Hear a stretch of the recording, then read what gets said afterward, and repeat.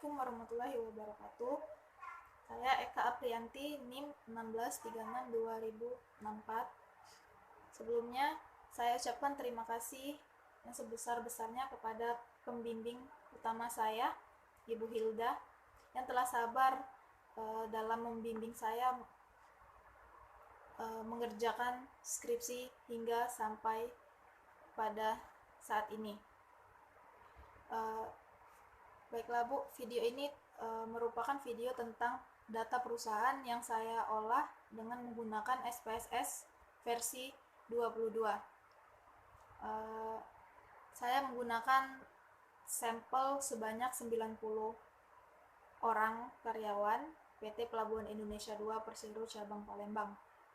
Oke, dalam bab 4 ini saya akan menjelaskan sedikit gambaran umum tentang PT Pelabuhan Indonesia 2 Persero Cabang Palembang. PT Pelabuhan Indonesia 2 Persero Cabang Palembang ini merupakan salah satu badan usaha milik negara yang bergerak di bidang logistik. PT ini memiliki 12 kantor cabang yang tersebar di seluruh Indonesia. Kemudian PT Pelabuhan Indonesia 2 Persero Cabang Palembang ini memiliki 6 divisi.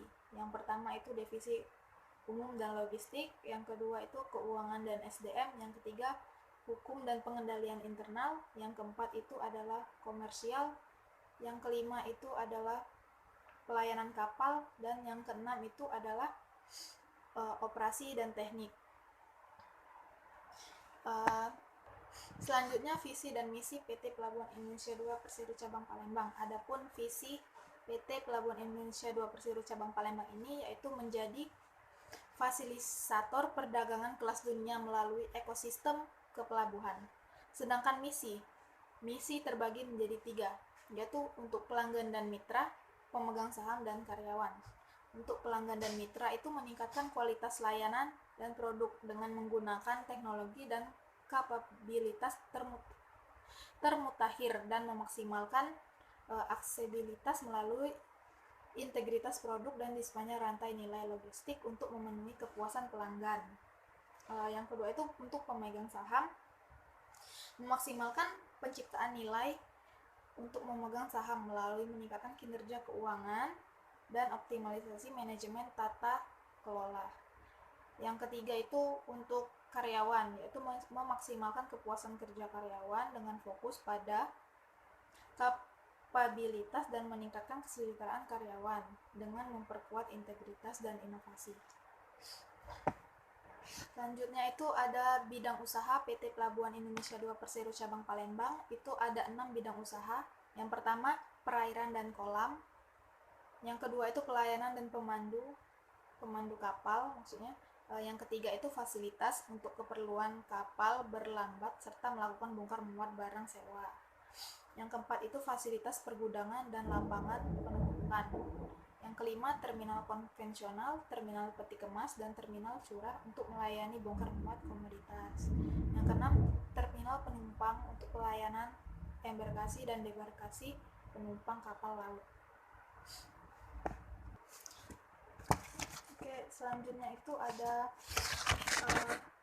karakteristik responden. Jadi berdasarkan data yang saya peroleh dari penyebaran kuesioner penelitian yang disebar sebanyak 90 responden tentang pengaruh disiplin kerja, kompensasi, motivasi kerja, dan pelatihan kerja terhadap kinerja karyawan PT Pelabuhan Indonesia 2 Persero Cabang Palembang, itu diperoleh karakteristik responden yang dikelompokkan berdasarkan usia, jenis kelamin, pendidikan terakhir, dan lama bekerja.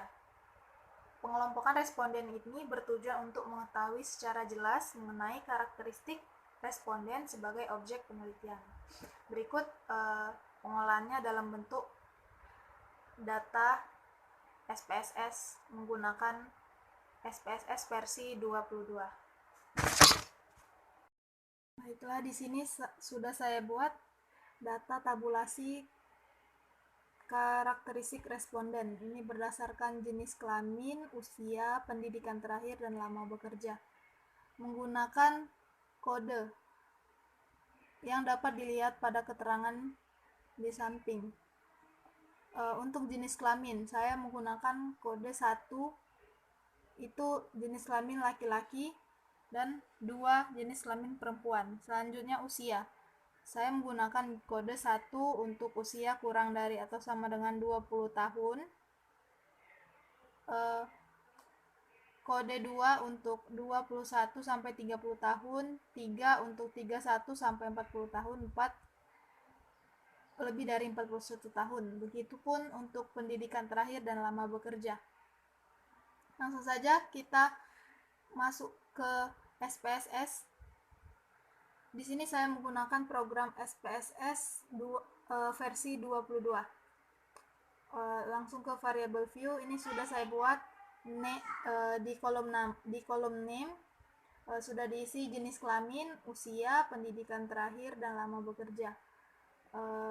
Ini di value ini kita isi sesuai kode tadi. Ini saya sudah isi. Untuk kode 1 saya beri label laki-laki, dan untuk kode 2 saya beri label perempuan. Begitupun seterusnya. Lanjut ke data view. Kita akan memasukkan data tabulasi tadi dimasukin ke SPSS.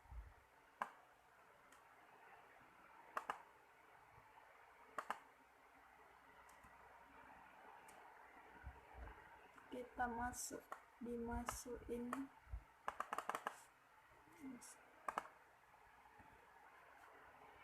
Tunggu sampai datanya keluar. Nah, sudah cek dulu apakah sudah betul 90 responden. Oke, sudah benar ini 90.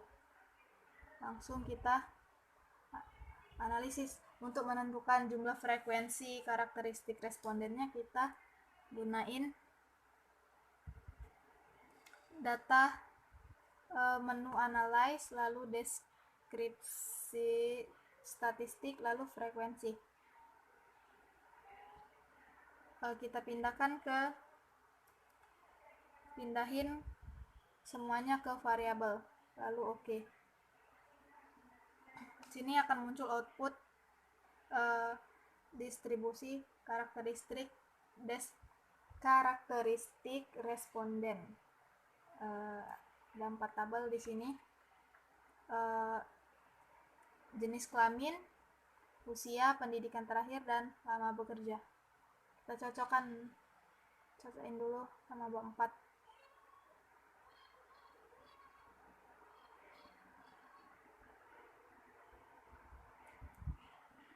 Ini. Oke. Ini data berdasarkan jenis kelamin. Di sini ada 20 berjenis kelamin perempuan dan 70 berjenis kelamin laki-laki. Totalnya 90. Sudah sama. Selanjutnya berdasarkan usia.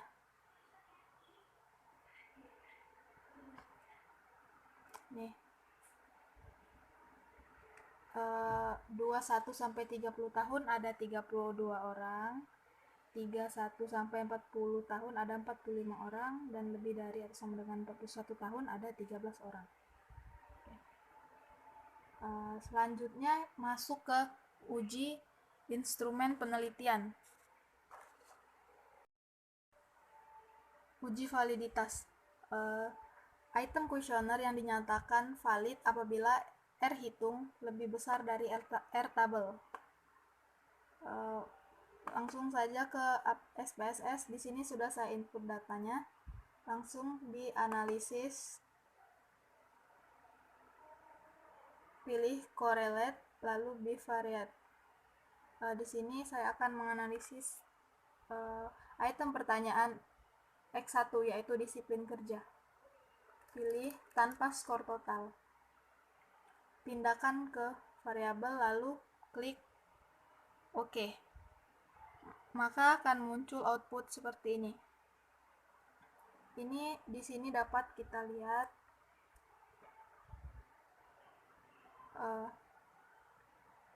bahwa R-table dalam penelitian ini adalah 0,2072.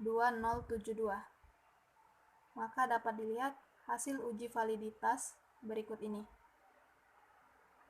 Jadi sini Pearson correlation. Untuk Pearson correlation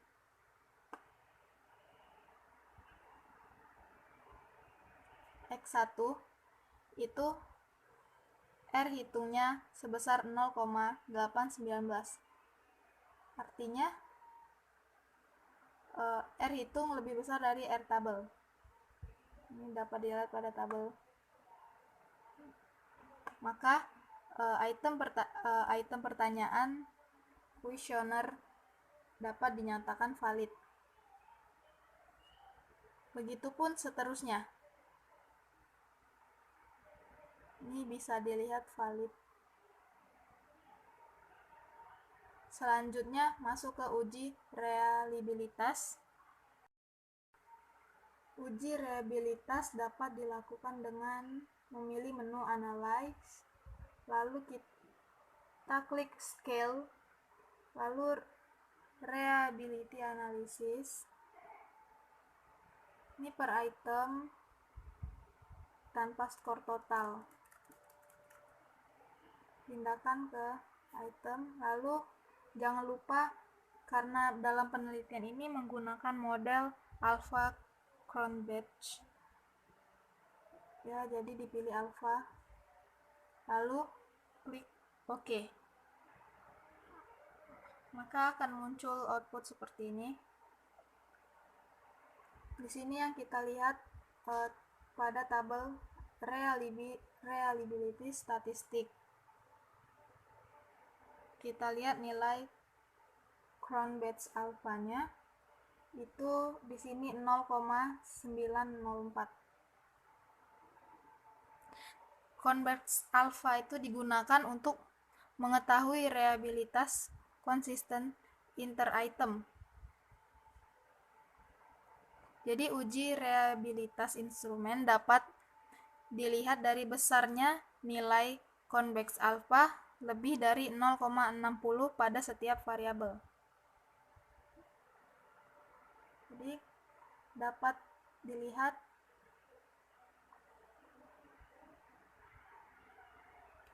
pada bab 4 ini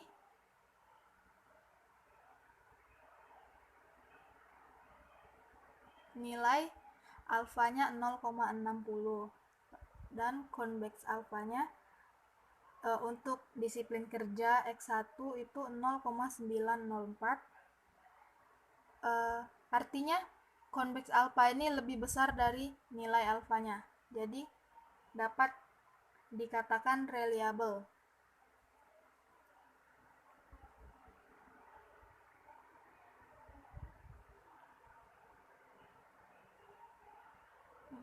Masing-masing variabel memiliki Cronbach alpha lebih dari 0,60. Dengan demikian, variabel disiplin kerja, kompensasi, motivasi kerja, pelatihan kerja, dan kinerja karyawan itu dinyatakan reliable. Oke, selanjutnya analisis data. Uji asumsi klasik.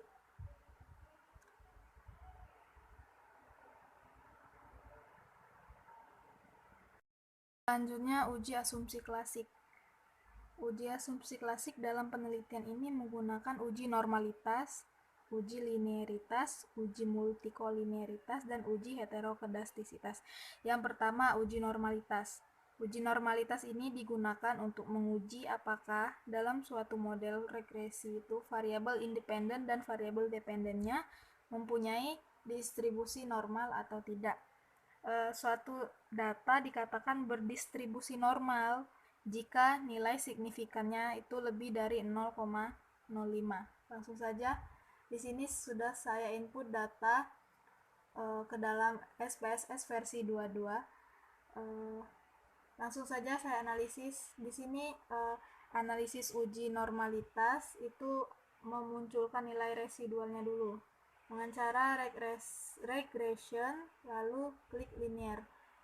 kemudian pindahkan disiplin kerja, kompensasi motivasi kerja, dan pelatihan kerja itu sebagai variabel independen, lalu kinerja karyawan variabel dependen. Lalu klik save. Pada kotak dialog ini kita pilih unstandarized, lalu continue dan oke. Ini belum, kita kembali ke data tadi. Nah, di sini sudah muncul data atau nilai residual yang akan kita gunakan. Baik, langsung saja kita analisis. Karena penelitian ini menggunakan teknik Kolmogorov-Smirnov, maka non-parametric test, lalu pilih legacy dialog, lalu pilih one sample KS, yaitu Kolmogorov-Smirnov. Nah, pada kotak dialog ini kita pindahkan nilai unstandarized-nya ke kolom test variable list, lalu klik OK. Maka akan muncul output seperti ini. Di sini kita lihat kotak bagian one sample KS.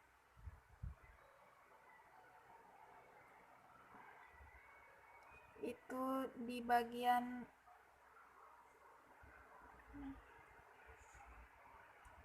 ini. Nah, kita lihat nilai signifikannya itu 0,200. Artinya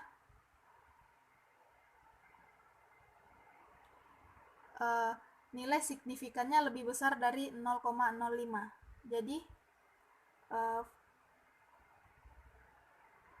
Jadi data dapat dikatakan berdistribusi normal. Selanjutnya, uji linearitas. Uji linearitas dilakukan untuk mengetahui apakah data yang dianalisis berhubungan secara linear atau tidak. Uji linearitas itu dapat dilihat dari nilai signifikan pada linearity. Jika nilai signifikannya kurang dari 0,05, maka dapat dinyatakan linear. Namun, apabila nilai signifikannya lebih dari 0,05, maka dapat dinyatakan tidak linear. Langsung saja, saya akan melakukan analisis uji linear.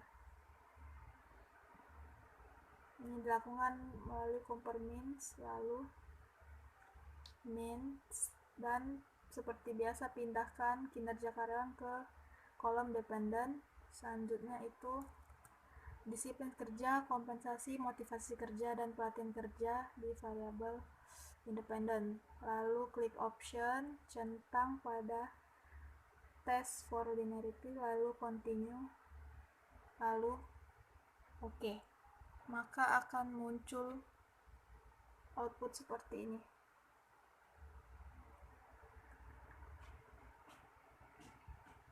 Uji linearitas. Ini dapat dilihat bahwa uji linearitas itu dapat dilihat pada ANOVA table di bagian linearity, yaitu signifikannya 0,000. Artinya nilai ini lebih kecil dari 0,05. Jadi dapat disimpulkan bahwa regresi linear dapat dipergunakan untuk menjelaskan pengaruh antara variabel disiplin kerja terhadap kinerja karyawan. Selanjutnya variabel kompensasi, nilai signifikannya 0,01, artinya juga lebih kecil daripada 0,05.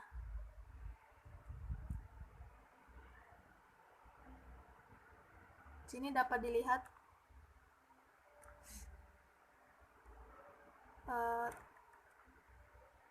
tabel hasil uji linearitas per variabel.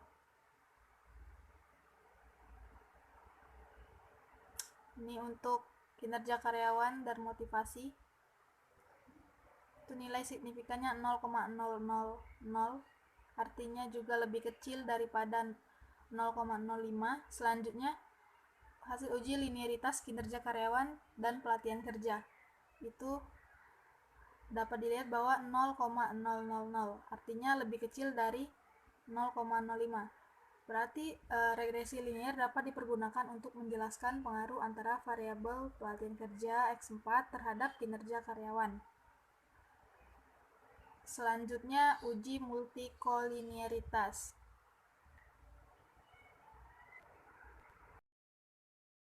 Selanjutnya, uji multikolinearitas. Uji multikolinearitas ini digunakan untuk menguji apakah model regresi ditemukan adanya hubungan antar variabel independen. Pada model regresi yang baik, seharusnya bebas dari multikolinearitas. Dikatakan bebas dari multikolinearitas jika nilai toleransinya lebih besar dari 0,01 dan nilai VIF-nya atau variance inflation factor itu lebih kecil dari 10. Baik, langsung saja kita analisis multikolinearitas. Itu analisis regresi linear. Selanjutnya pada kotak statistik kita centang collinearity diagnosis, lalu continue. Nah, selanjutnya kita pindahkan kinerja karyawan ke dependen. Selanjutnya disiplin kerja, kompensasi, motivasi kerja, dan pelatihan kerja itu di dependen. Lalu klik OK. Maka akan muncul output seperti ini. Untuk melihat hasil uji multikolinearitas itu dilihat pada kotak koefisien. Nih, nilai toleransi dan VIF ini.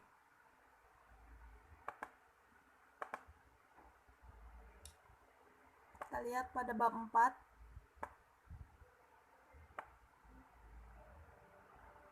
Nah,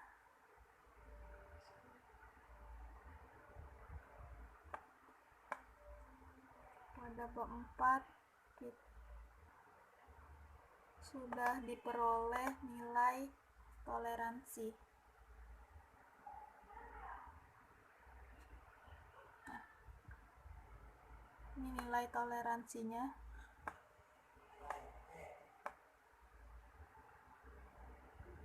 Disiplin kerja mempunyai nilai 0,816, kompensasi 0,903, motivasi mempunyai nilai toleransi 0,840 dan pelatihan kerja 0,995. Artinya dalam tabel tersebut bahwa nilai toleransi seluruh variabel independen itu lebih dari 0,1. Sedangkan nilai VIF-nya atau variabel inflation factor-nya, seluruh variabel nilainya kurang dari 10. Jadi maka dapat disimpulkan tidak terjadi multikolinearitas. Selanjutnya, uji heterokedastisitas. Uji heterokedastisitas ini dilakukan untuk menguji apakah dalam model regresi terjadi ketidaksamaan varian dari residual satu pengamatan ke pengamatan lainnya. Dalam penelitian ini menggunakan uji heterokedastisitas metode uji Glatzer. Langsung saja untuk mencari nilai residual, klik analyze, lalu regression. Selanjutnya itu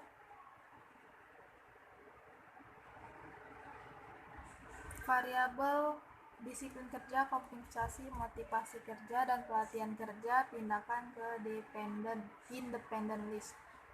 Kemudian save lalu centang unstandarized, lalu continue, lalu oke. Nah, di sini akan muncul nilai residual. Selanjutnya kita transformasi pada compute variable, lalu isi kotak target variabel dengan ABS residual 1. Kemudian numeriknya ABS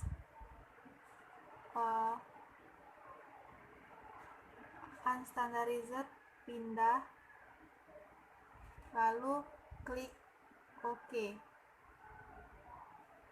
Nah, untuk melihat hasil uji heterokedastisitas pada output SPSS dapat dilihat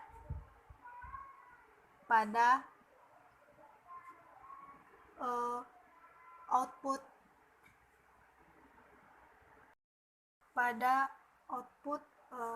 tabel coefficient.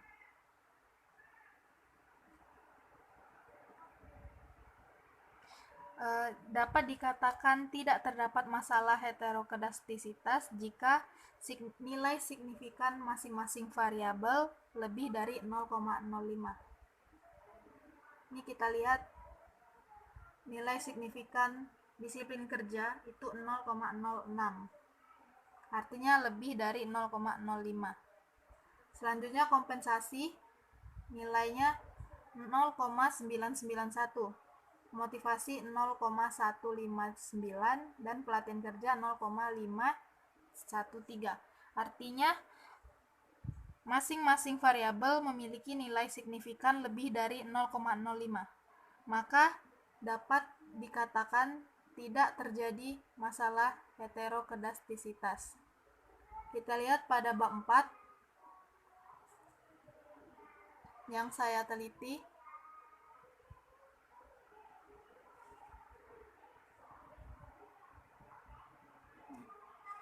Pada tabel 4.17 hasil uji heterokedastisitas itu semua masing-masing nilai signifikan pada variabel disiplin kerja, kompensasi, motivasi kerja, dan pelatihan kerja itu lebih besar dari 0,05, maka dapat dikatakan tidak terdapat masalah heterokedastisitas. Selanjutnya adalah analisis regresi linier berganda. Analisis regresi linier berganda digunakan untuk mengetahui besarnya pengaruh antara variabel independen, yaitu disiplin kerja, kompensasi, motivasi kerja, dan pelatihan kerja, terhadap variabel dependen, kinerja karyawan.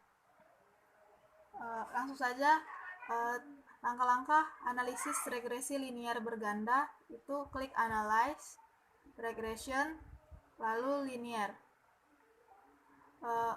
Seperti biasa, variabel kinerja karyawan itu di dependen, terus disiplin kerja, kompensasi, motivasi kerja, dan pelatihan kerja itu variabel dipindahkan di independen. Oke, langsung saja klik OK. Nah, untuk melihat hasil uji regresi linier berganda itu dapat dilihat pada tabel coefficient. Berdasarkan tabel di atas diperoleh koefisien regresi masing-masing variabel dengan bantuan SPSS versi 22 dengan memperoleh persamaan sebagai berikut.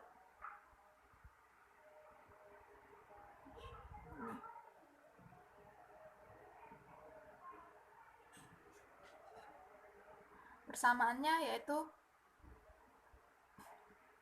Y sama dengan A plus B1X1 plus B2X2 plus B3X3 plus B4X4,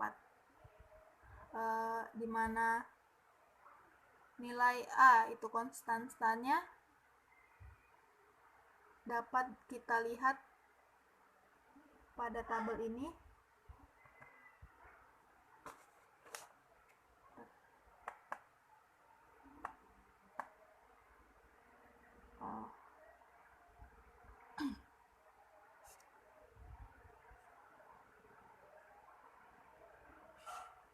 ini nilai konstansanya itu min 7,484, sedangkan B1X1 nya yaitu 0,405, sedangkan untuk S2 nya itu 0,629, X3 0,452, dan X4 minus 0,245.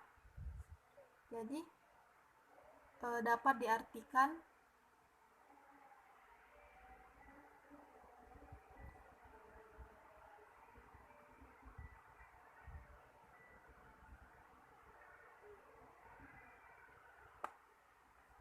dapat dijelaskan bahwa nilai konstanta atau A adalah minus 7,484. Artinya, jika variabel disiplin kerja, kompensasi, motivasi kerja, dan pelatihan kerja nilainya 0, maka variabel kinerja karyawan nilainya sebesar min 7,484. Selanjutnya, nilai koefisien variabel disiplin kerja bernilai sebesar 0,405. Artinya bahwa setiap penambahan satu satuan skor disiplin kerja akan meningkatkan skor kinerja karyawan sebesar 0,405 dengan asumsi variabel independen lainnya tetap.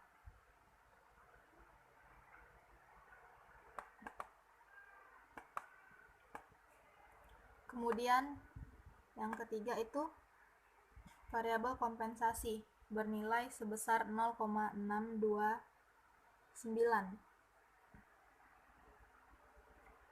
Artinya bahwa setiap penambahan satu satuan skor kompensasi akan meningkatkan skor kinerja karyawan sebesar 0,692.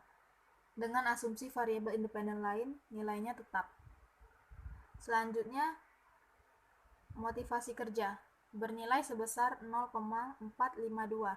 Artinya bahwa setiap penambahan satu satuan skor motivasi kerja akan meningkatkan skor kinerja karyawan sebesar 0,452 dengan asumsi variabel independen lain, nilainya tetap. Dan terakhir, variabel pelatihan bernilai sebesar min 0,245. Artinya bahwa setiap penambahan satu satuan skor pelatihan kerja akan menurunkan skor kinerja karyawan sebesar 0,0245 dengan asumsi variabel independen lain nilainya tetap. Nah, kemudian uji hipotesis. Uji hipotesis terdiri dari uji T atau uji parsial, kemudian uji F atau uji simultan, dan uji R² atau uji koefisien determinasi. Baiklah, untuk melihat uji T atau uji parsial dapat dilihat pada kolom atau tabel koefisien.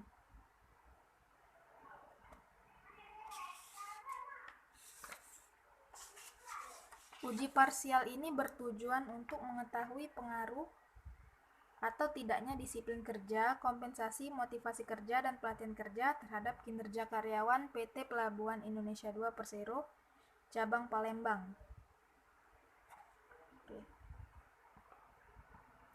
Kita lihat pada bab 4. Nih.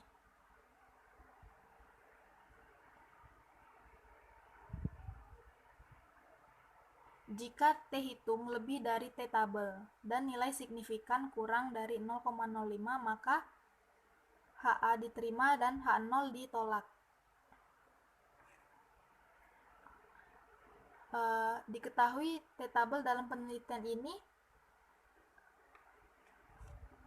dengan menggunakan rumus DF sama dengan N min K. Dengan N itu adalah jumlah responden adalah 90 dan K adalah jumlah variabel, sehingga diperoleh nilai t-tabel dalam penelitian ini adalah 1,988.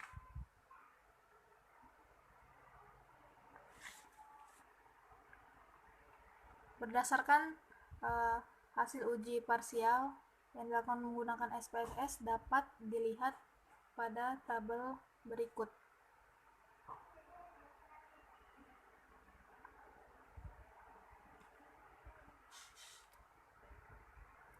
Jadi dapat dilihat di tabel koefisien untuk uji T atau uji parsial.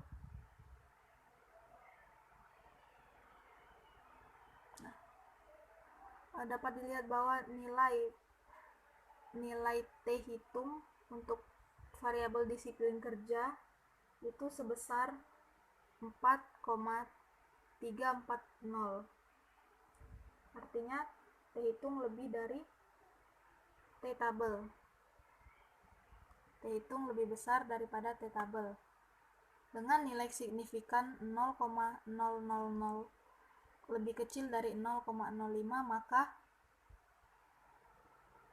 HA diterima dan H0 ditolak.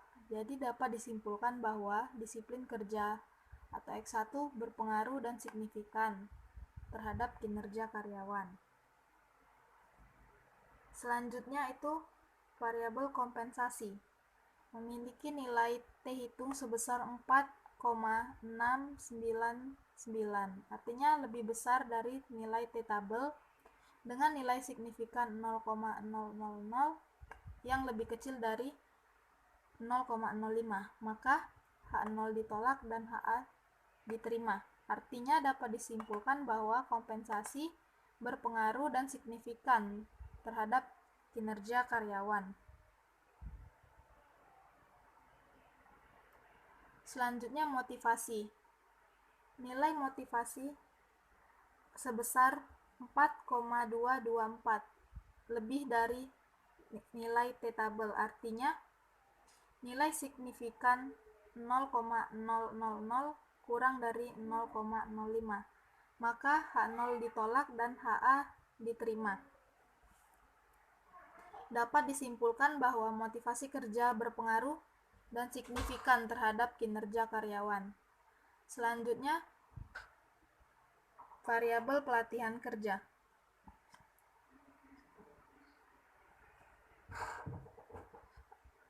Nilai T hitung pada pelatihan kerja itu sebesar min 2,084, artinya lebih kecil daripada nilai t-tabel dengan nilai signifikan 0,040 kurang dari 0,05, maka H0 diterima dan HA ditolak. Jadi dapat disimpulkan bahwa pelatihan kerja tidak berpengaruh dan signifikan terhadap kinerja karyawan. Selanjutnya uji F atau uji simultan. Uji F atau uji simultan ini digunakan untuk menunjukkan apakah variabel bebas atau independen secara bersama-sama berpengaruh secara signifikan terhadap variabel terikat atau variabel dependen. Dikatakan berpengaruh apabila F hitung lebih besar daripada F tabel atau nilai signifikan kurang dari 0,05. Dalam hasil analisis data yang digunakan menggunakan SPSS versi 22 ini dapat dilihat dari tabel ANOVA.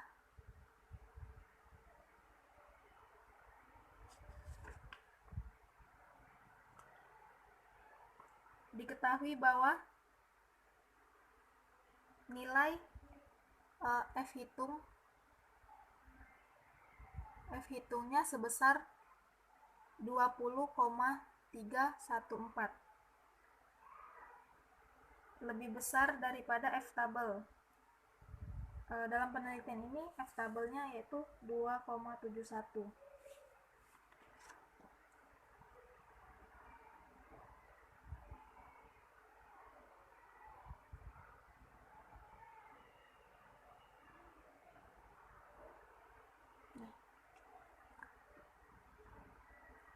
Jadi dapat diketahui bahwa pengaruh nilai F hitung lebih dari F tabel dan signifikannya kurang dari 0,05. Artinya HA diterima dan H0 ditolak. Hal ini menunjukkan bahwa disiplin kerja, kompensasi, motivasi kerja, dan pelatihan kerja secara simultan berpengaruh dan signifikan terhadap kinerja karyawan. Selanjutnya, uji R-square atau uji koefisien determinasi. Uji koefisien determinasi dapat dilihat pada tabel model summary.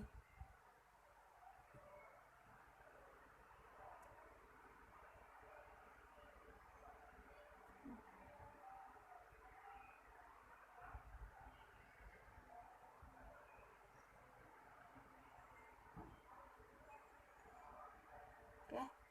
Berdasarkan tabel model summary tersebut,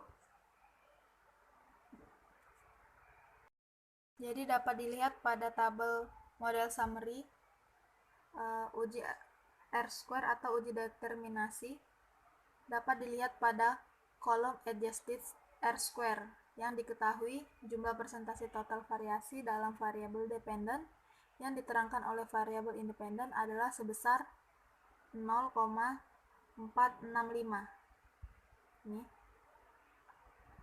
atau 46,5%. Jadi hal ini berarti bahwa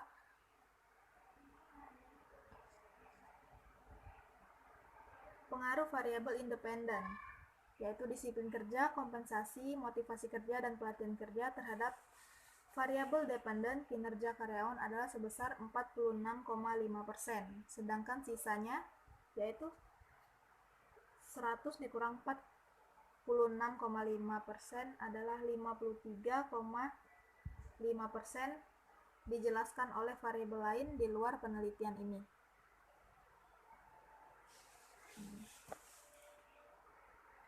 Jadi itulah tadi hasil analisis data yang saya lakukan dengan menggunakan program SPSS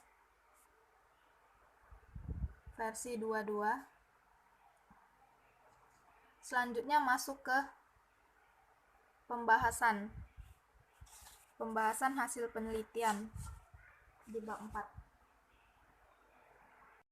Melakukan analisis data dengan menggunakan bantuan program SPSS versi 22 dapat diperoleh bahwa variabel disiplin kerja berpengaruh dan signifikan terhadap kinerja karyawan.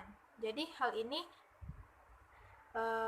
bahwa disiplin kerja itu memiliki kontribusi yang sangat besar dalam rangka meningkatkan kinerja karyawan PT Pelabuhan Indonesia II Persero Cabang Palembang.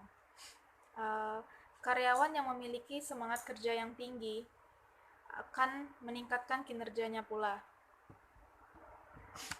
Karyawan PT Pelabuhan Indonesia II Persero Cabang Palembang yang memiliki kedisiplinan dan taat akan aturan akan tercermin melalui kedisiplinan yang mereka lakukan dalam mengerjakan tugas-tugas sehingga semua pekerjaan selesai sesuai dengan target yang telah ditentukan. Selanjutnya itu kompensasi. Kompensasi berpengaruh dan signifikan terhadap kinerja karyawan. Hal ini berarti semakin tinggi kompensasi yang diberikan oleh perusahaan, maka akan meningkatkan kinerja karyawan PT Pelabuhan Indonesia II Persero Cabang Palembang tersebut. Gaji yang dibayarkan perusahaan pada setiap karyawan yang dibayarkan setiap awal bulan itu dapat menjadikan semangat kerja bagi karyawan sehingga kinerja karyawan perusahaan tersebut akan meningkat. Selain itu juga PT Pelabuhan Indonesia II Persero Cabang Palembang juga memberikan kompensasi berupa tunjangan dan penghargaan. Dengan diberikannya kompensasi, maka karyawan akan termotivasi dan kelangsungan hidup perusahaan dapat dipertahankan dan tujuan perusahaan dapat tercapai secara efektif dan efisien. Dengan ini maka kinerja karyawannya akan meningkat. Selanjutnya itu motivasi berpengaruh dan signifikan terhadap kinerja karyawan PT Pelabuhan Indonesia II Persero Cabang Palembang. Hal ini berarti semakin tinggi motivasi yang diberikan kepada karyawan akan meningkatkan kinerja karyawan tersebut. Motivasi seorang karyawan itu berasal dari dorongan untuk bertindak demi tercapainya suatu tujuan.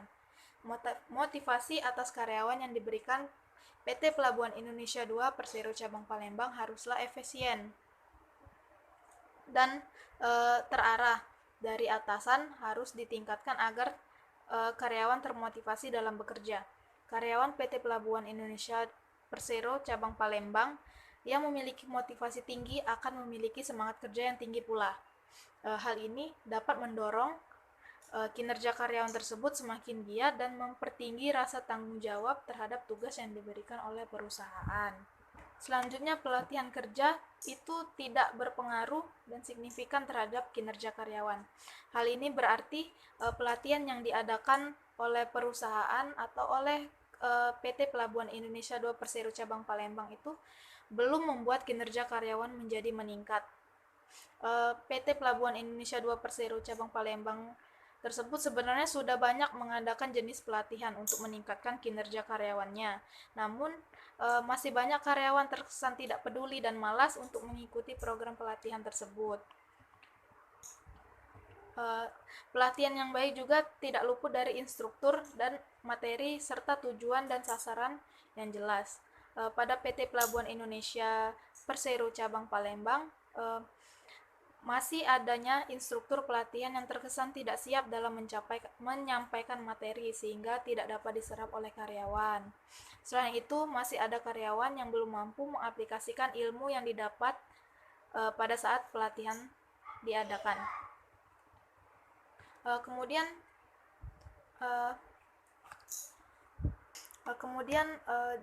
disiplin kerja, kompensasi, dan motivasi kerja berpengaruh terhadap kinerja karyawan. Yang dilihat dari hasil penelitian yang telah dilakukan oleh menggunakan program SPSS versi 22. Disiplin kerja, kompensasi, motivasi kerja, dan pelatihan kerja merupakan salah satu aspek yang penting dalam meningkatkan kinerja karyawan. Artinya, semakin baik disiplin kerja, kompensasi, motivasi kerja, dan pelatihan kerja yang diberikan oleh PT Pelabuhan Indonesia II Persero Cabang Palembang, maka akan semakin meningkatkan kinerja karyawannya. Mungkin itu saja video tentang pengolahan data perusahaan yang diolah dengan menggunakan bantuan SPSS pada bab 4 skripsi ini. Mohon maaf atas kekurangan dalam penyampaiannya. Saya akhiri. Wassalamualaikum warahmatullahi wabarakatuh.